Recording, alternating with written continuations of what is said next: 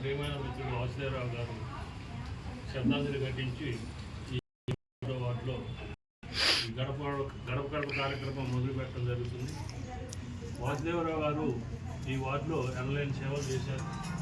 ఆయన 30 సంవత్సరాల నుంచి కూడా మాకు చాలా దగ్గరగా ఉండి బాగా ప్రేమితుడిగా ఉండి మన దగ్గర లేకుండా దాదాపుగా సంవత్సరం కావస్తుంది.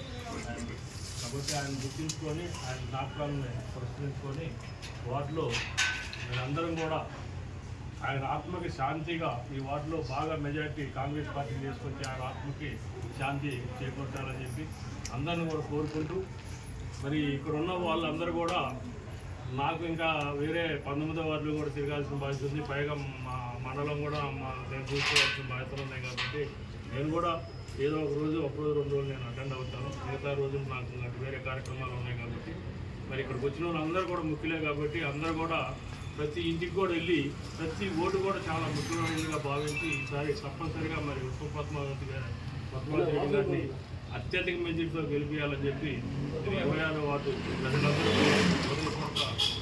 కృతజ్ఞతలు తెలియజేస్తూ సెలవు తీసుకుంటున్నాను.